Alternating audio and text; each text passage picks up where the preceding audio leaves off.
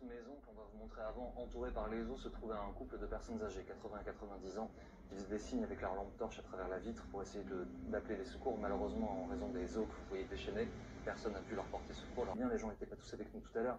Avec cette fondation, elle a été construite, posée sur la terre, comme ça? C'est comme ça qu'elle est partie aussi vite, ou même des fondations n'auraient pas pu empêcher? Je suis très prudent, je pense qu'elle a des fondations comme elle n'a qu'un étage, on appelle superficielles, parce qu'on a pensé qu'elle n'était pas lourde. Les fondations sont souvent simplement pour calculer le poids de la maison.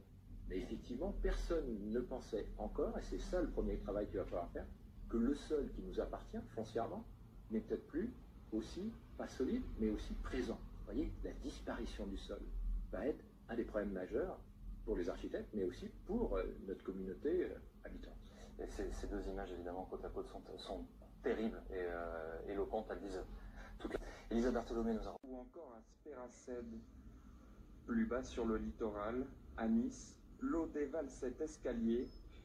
Sur la promenade des Anglais, le vent souffle à 100 km/h et les vagues, hautes de 4 mètres, sont venues détruire les paillotes qui étaient installées sur la plage. Clairement de l'irresponsabilité, elle se met en danger de mort. Et contrairement à ce qu'on peut penser, ces images, malgré tout, on les exploite dans le cadre des médias sociaux en situation d'urgence, la gestion des médias sociaux en situation d'urgence.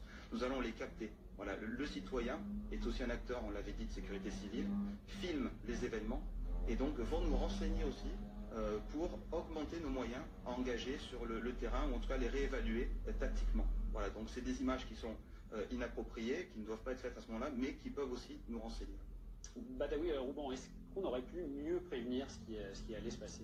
On est à l'étage, il y avait un couple qui était réfugié derrière ses fenêtres et qui faisait des signes avec une petite loupiote, une lumière un peu blanche, faiblarde, et ils étaient au milieu du torrent. Leur maison était au milieu du torrent, bousculée par les flots, ça tapait sur l'arrière de la maison de manière extrêmement violente, et malheureusement, au bout d'une demi-heure, on a vu la première maison partir. Elle a été emportée par les flots, la plus grande des maisons.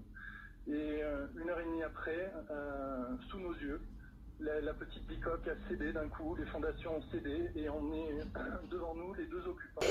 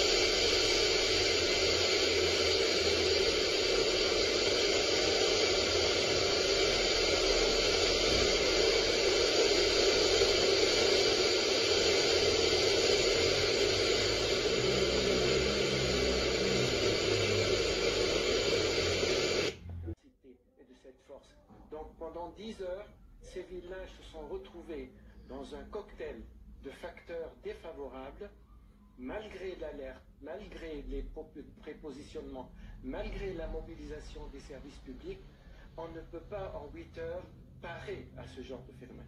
Donc ils se sont retrouvés un peu otages de ce qui vient de se passer, hélas, avec des torrents, avec une pluie concentrée, avec donc une tempête à l'Atlantique qui est née, Alex, qui vient rejoindre... C'est plusieurs ingrédients en fait. Il y a plusieurs ingrédients qui ont constitué ce mini-tsunami, ces mini-tsunamis, parce qu'il s'agissait de plusieurs enclaves avec des flots qui érodaient les berges et qui transportaient des matières, qui les rendaient en projectiles, dévalisant tout, déracinant tout en quelques heures.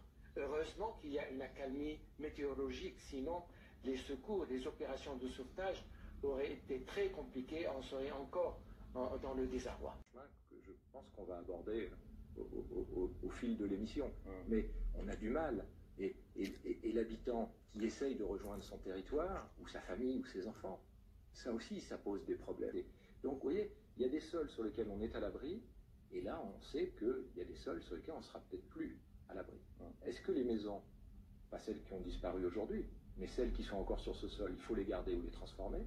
Pour l'instant, c'est des débats très compliqués à tenir, mais est-ce que les routes aussi, on va les reconstruire au même endroit? Je ne sais pas, mais voilà des réflexions qu'il nous faudrait mener. Et on va y revenir parce que hier soir, vous aviez beaucoup de choses très